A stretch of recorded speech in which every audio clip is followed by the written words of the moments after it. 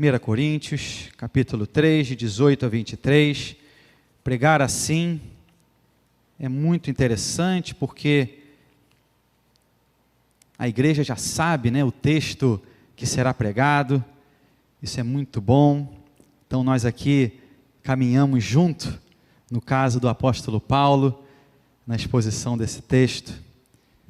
E é uma maravilha. 1 Coríntios 3, de 18 a 23, diz o texto, porção da palavra do Senhor assim: ninguém se engane a si mesmo.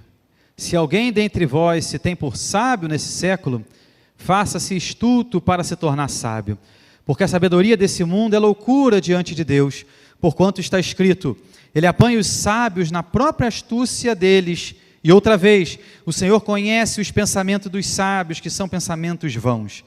Portanto, ninguém se glorie nos homens, porque tudo é vosso.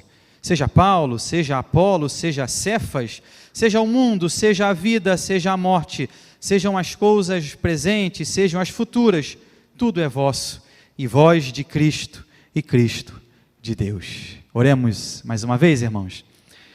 Bondoso Deus, nós aqui já nos confessamos, nós aqui já cantamos ao Teu nome, já ofertamos, já rimos uns para os outros, já podemos desfrutar, Deus, da maravilha que era estar aqui na Tua casa. E agora, Deus, estamos prontos para Te ouvir a Tua voz, através da Tua palavra, que o Senhor venha e verdadeiramente nos instrua, nos oriente conforme a Tua palavra, e que seja assim, Deus, tão somente para a Tua honra e glória. Em Cristo Jesus nós choramos. Amém. Queridos, divisão, uma palavra que já nos suscita aí uma ideia, quem sabe, de brigas, desavenças, oposição. E se isso ocorre então agora dentro de uma igreja, o resultado são, sem dúvida nenhuma, pessoas feridas, machucadas e, claro, o enfraquecimento daquela comunidade. É justamente isso que então aqui o apóstolo Paulo combate nesse texto que nós lemos. Esse era um problema que até então era muito latente na igreja de Corinto, sem dúvida nenhuma. Conforme formos então expondo essa carta, os irmãos verão que outros problemas surgirão, mas até esse momento, esse era, sem dúvida nenhuma, um grande problema que o apóstolo Paulo então agora resolve combater. E sabemos bem que tanto a nossa obediência quanto a nossa desobediência, elas refletem aquilo que está, na verdade, no nosso coração. E Paulo nos mostra que essa divisão, então, no meio da igreja, é fruto, sem dúvida nenhuma, de uma teologia ruim. A igreja estava enfrentando, na verdade, problemas com a doutrina. Ela estava fazendo dos homens, na verdade, os cabeças da igreja. E diziam ainda que, na verdade, pertenciam a esses homens. Diziam: não, eu sou de Paulo, não, eu sou de Apolo, não, eu sou de Pedro, de Cefas. E aqui Paulo diz que, na verdade, vós sois de Cristo.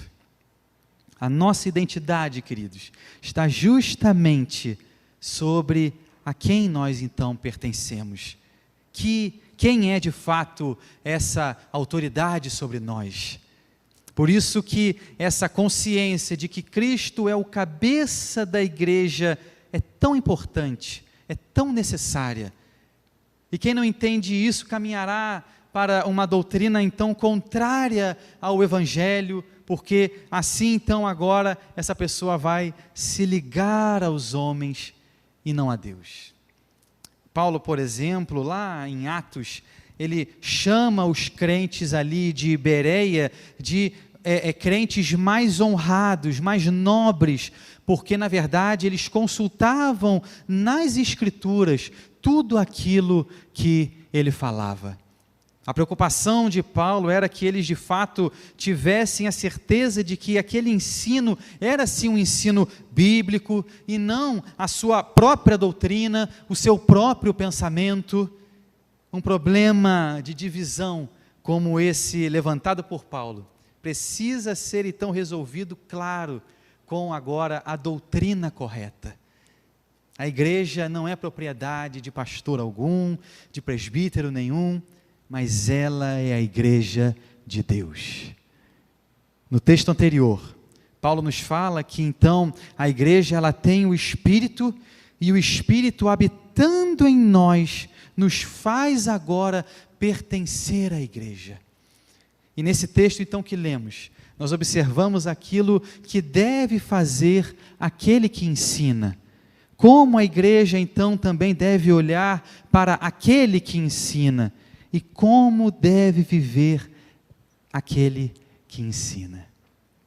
Essa pessoa, ela ensina a sua própria filosofia ou verdadeiramente a palavra de Deus? Ela ensina os seus próprios pensamentos ou a verdade inerrante, pura, perfeita, que é a palavra do Senhor? Com isso, em primeiro lugar, dos versos 18 a 20, nós vemos que o nosso texto ele vai dizer: ninguém se engane a si mesmo. Versos 18 a 20, veja comigo, por gentileza, no nosso texto. Ninguém se engane a si mesmo. Se alguém dentre vós se tem por sábio nesse século, faça-se estulto para se tornar sábio, porque a sabedoria desse mundo é loucura diante de Deus. Porquanto está escrito, ele apanha os sábios na própria estultícia deles. E outra vez, o Senhor conhece os pensamentos dos sábios, que são pensamentos vãos. O mundo ele olha, queridos, para o ensino da igreja e diz que nós somos ignorantes, para dizer o mínimo, que vivemos de forma retrógrada, pessoas que defendem práticas como, por exemplo, o aborto, mas que olham para a igreja e dizem que é a igreja que vive como que na Idade Média.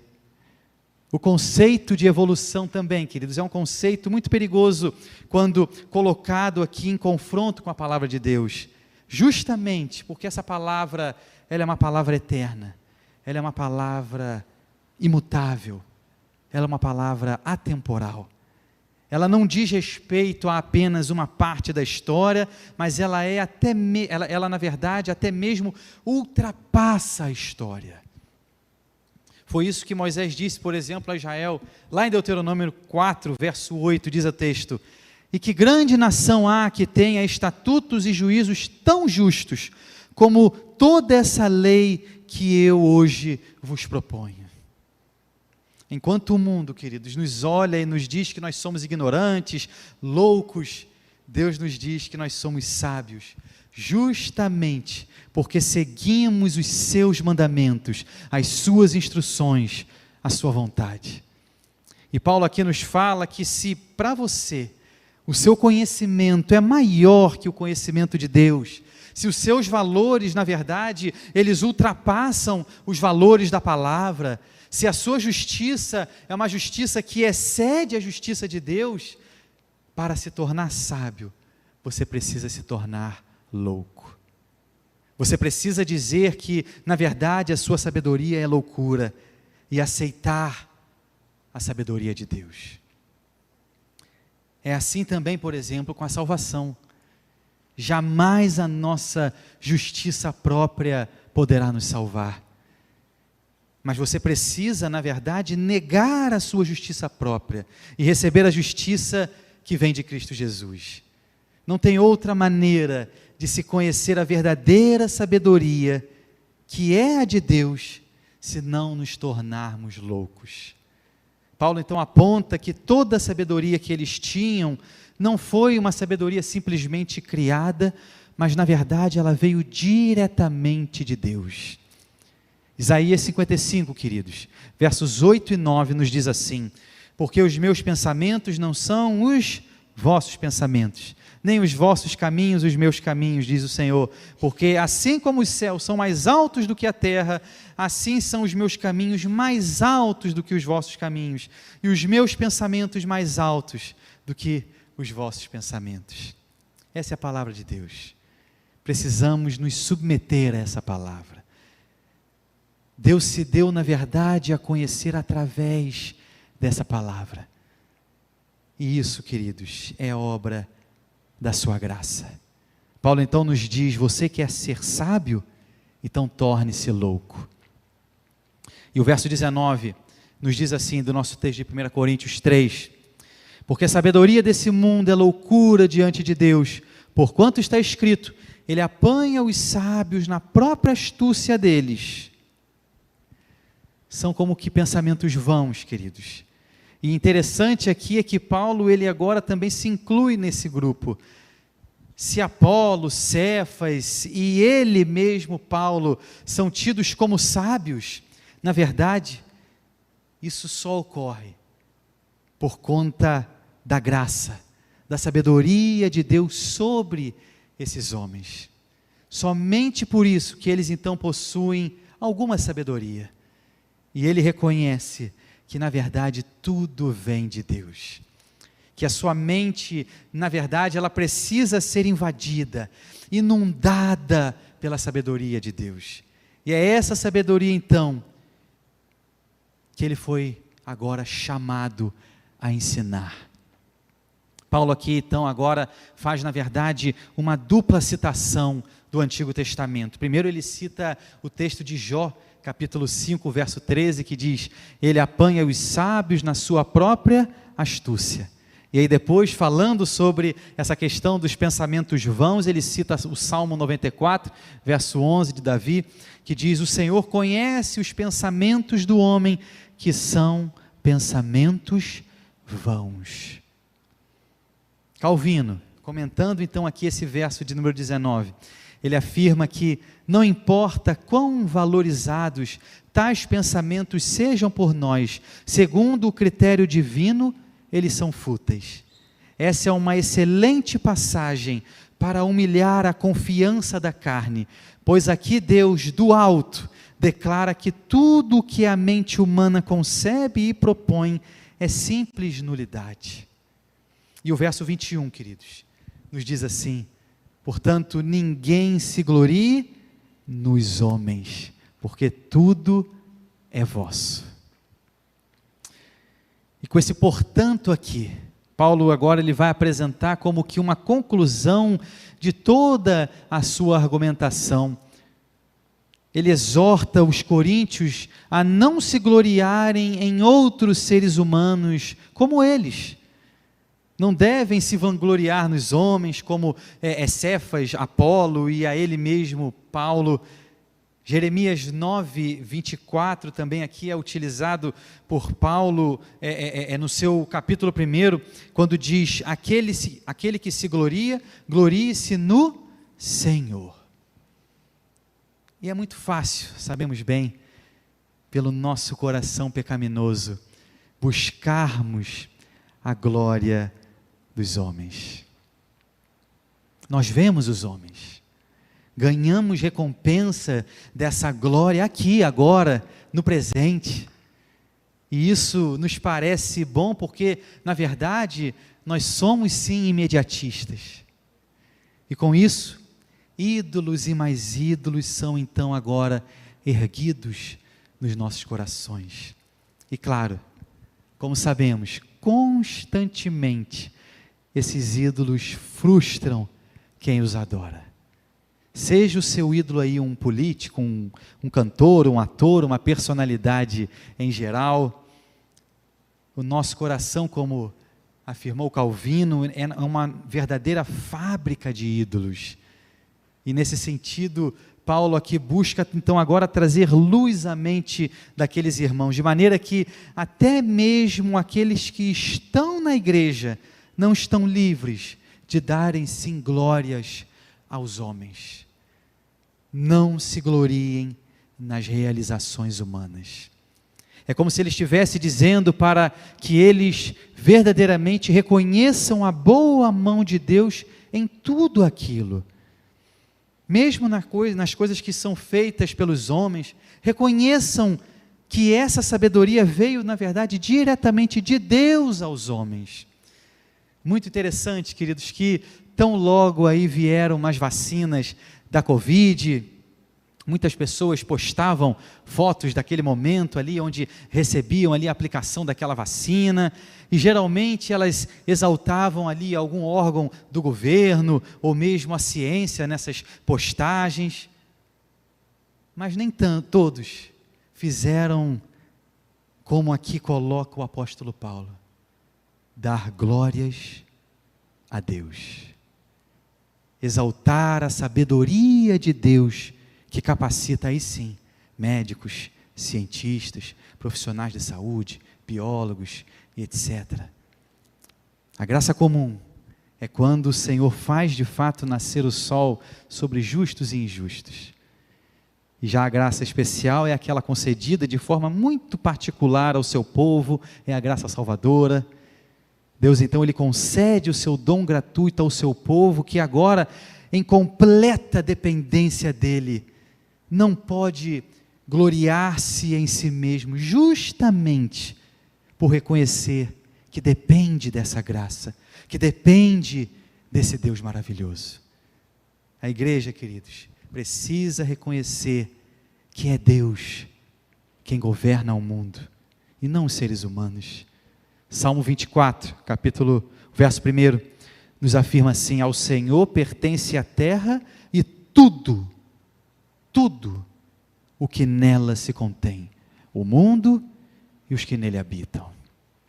E Paulo então agora, queridos, no nosso texto, continua no verso 21, porque tudo é vosso, tudo é de vocês. E com essa frase, o apóstolo agora ele transforma aquele slogan que os coríntios usavam, aquele antigo slogan que era: eu sou de Paulo, eu sou de Apolo, eu sou de Cefas, para um novo slogan: vocês são de Deus. Todas as coisas são de vocês, incluindo Paulo, Cefas, Apolo. E veja que o pronome também passa agora para o plural. Eles não podem mais dizer que pertencem a Paulo, a Cefas, a Apolo, não só porque isso é vangloriar-se ali em meros seres humanos como eles, na verdade, mas também porque é exatamente o oposto da realidade de quem está em Cristo Jesus. O povo de Deus precisa ver a obra de Cristo em cada aspecto da criação. Devemos glorificá-lo por tudo o que ele fez e faz pelo seu poder. O Senhor tudo nos concede, tanto o espiritual como o material. E o povo de Deus, de fato, como coloca aqui o apóstolo, possui todas as coisas. Tanto os líderes humanos como Paulo, Cefas, Apolo, quanto a vitória sobre questões humanas como a vida, a morte, o presente, o porvir, tudo isso já pertence ao cristão. Então, o verso 22 nos diz assim: seja Paulo, seja Apolo, seja Cefas, seja o mundo, seja a vida, seja a morte, sejam as coisas presentes, sejam as futuras, tudo é vosso. Então Paulo aqui, queridos, ele enumera as questões que já são de propriedade do cristão.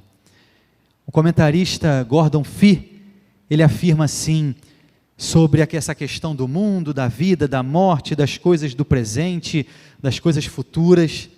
Ele diz assim: esses 5 itens são os tiranos por excelência da existência humana, aos quais as pessoas estão cativas como que escravas por toda a vida.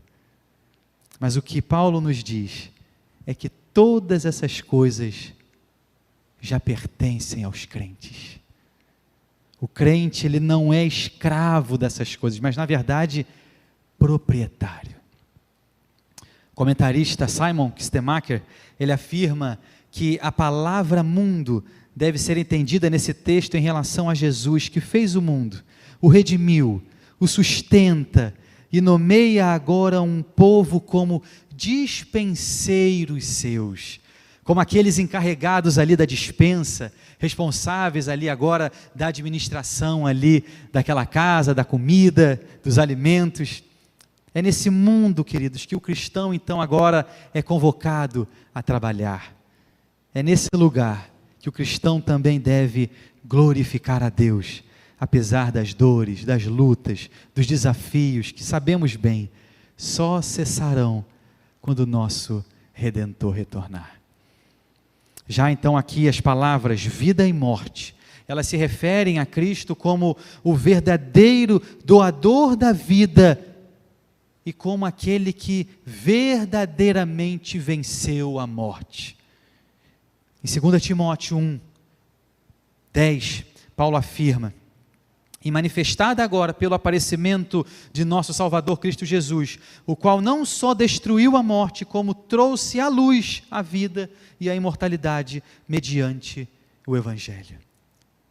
E quanto ao fato, queridos, dos cristãos já possuírem o presente, esse presente, como já falamos aqui, ele é governado por Deus. Sabemos que nada acontece por acaso, mas ao contrário, todas as coisas vêm da sua mão. Não conseguimos fugir da soberania de Deus sobre os acontecimentos, mesmo e até mesmo que neguemos essa sabedoria, essa soberania. E quanto ao futuro, os cristãos são aqueles que colocam a sua fé, a sua confiança, a sua segurança em Jesus Cristo, porque nada pode nos separar do amor de Deus que está em Cristo Jesus. Então, Paulo aqui encerra essa parte afirmando: tudo é vosso, e vós de Cristo, e Cristo de Deus. Novamente, então, ele afirma: tudo é de vocês. E no grego, querido, essa afirmação, ela está diretamente relacionada agora à pessoa de Cristo. São duas palavras aqui utilizadas para fazerem referência direta à pessoa de Cristo. Os coríntios, eles são de Cristo Jesus. Eles, na verdade, foram alvo dessa graça salvadora. Cristo deu a vida por eles. E agora eles são convidados a terem essa comunhão com Jesus. Se eles possuem bens, família, emprego, realizações, isso deve-se unicamente a Jesus Cristo. É por meio dele que eles então possuem aquilo que possuem. E com isso em mente, a chamada de Paulo é uma chamada, na verdade, a todos nós. Vivam para Cristo, aquele a quem vocês pertencem, aquele a quem vocês servem, e não para partidos dentro da igreja, que só causam dissensões, cisões, rachas, separação. Todas as coisas são de vocês, porque vocês pertencem a Cristo, e todas as coisas são dele. Somente em Cristo que o crente então possui todas essas coisas. O erro aqui da igreja de Corinto, infelizmente, pode também aí ser o nosso hoje. O erro de dar glórias aos homens ao invés de Deus. O erro de tomarmos partido de um em detrimento de outro, exaltando o ser humano, exaltando as instituições e deixando Deus de lado. Cuidado, se utilizamos os slogans de eu sou presbiteriano, por isso sou melhor do que você que pertence a outra denominação, ou mesmo sou melhor do que você que não é cristão. Muito cuidado. Nesse ano também, que teremos eleições, cuidado com as dissensões causadas aí pelos diferentes pontos de vista. Muito cuidado para não rotular pessoas dizendo que ela é isso ou aquilo outro. Isso só fará, na verdade, você levantar como que muros ainda maiores entre você e essa pessoa. Temos nossas preferências, e isso sem dúvida nenhuma é importante, é útil, é necessário, mas que isso não seja objeto de divisão na sua vida e principalmente também na vida da igreja. Um teólogo no século XVI escreveu assim: qual é teu único conforto na vida e na morte? E ele mesmo deu a resposta a essa pergunta: que eu não pertenço a mim mesmo, mas pertenço corpo e alma, na vida e na morte, ao meu fiel Salvador, Jesus Cristo. Como cristãos, podemos dizer, como Paulo também escreveu: se vivemos para o Senhor, vivemos. Se morremos para o Senhor, morremos.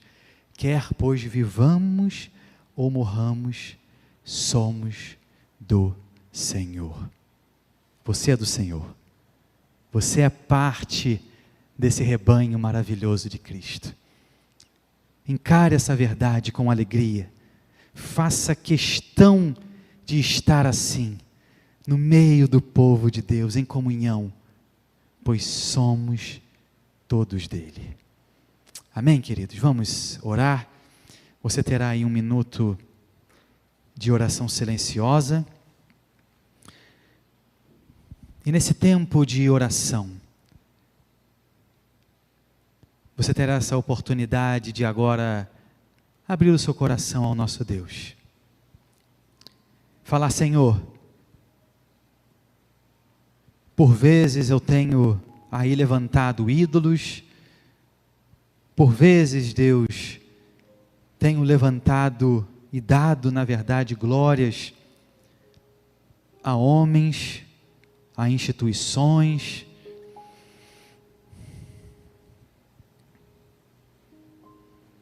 e é meu desejo, Senhor, tão somente exaltar a pessoa, a obra, o ministério de Cristo Jesus. Você tem essa oportunidade. Como é fácil, queridos, olharmos à nossa volta e pensarmos que aquilo que a gente vê é o que nos dá segurança. Como isso é fácil. Mas o nosso desafio como cristãos é verdadeiramente colocar em Cristo a nossa esperança, a nossa segurança, a nossa confiança. Tantos aí fora, queridos,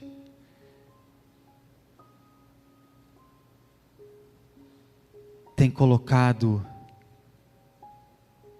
suas vidas em fugas da realidade, fugas do vício,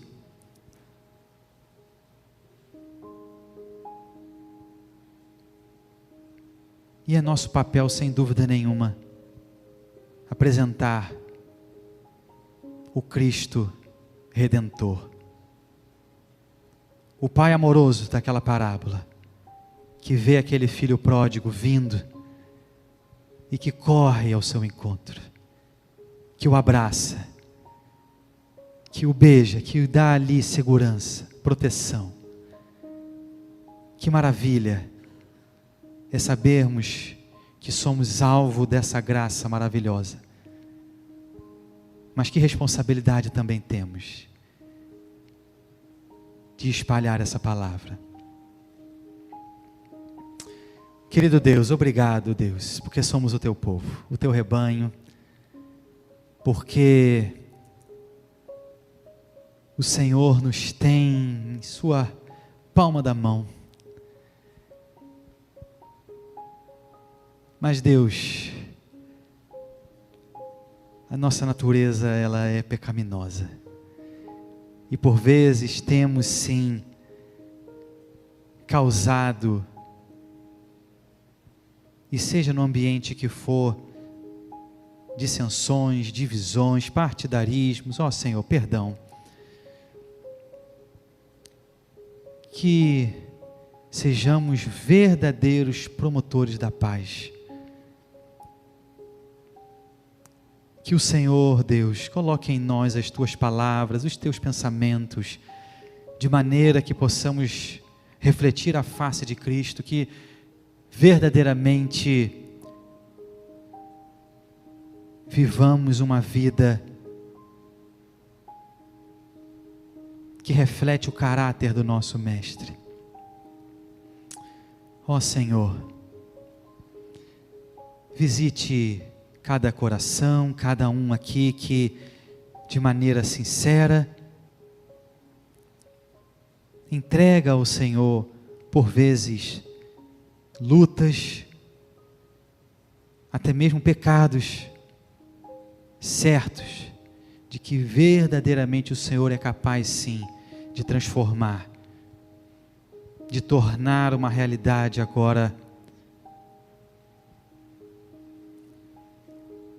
para o Senhor. Ó Deus, sê conosco também nessa semana que iniciamos aqui na Tua casa. Nos dê uma semana, Deus, debaixo do Teu cuidado, do Teu amor, do Teu sustento, da Tua proteção. É o que nós te pedimos como igreja em Cristo Jesus. Amém.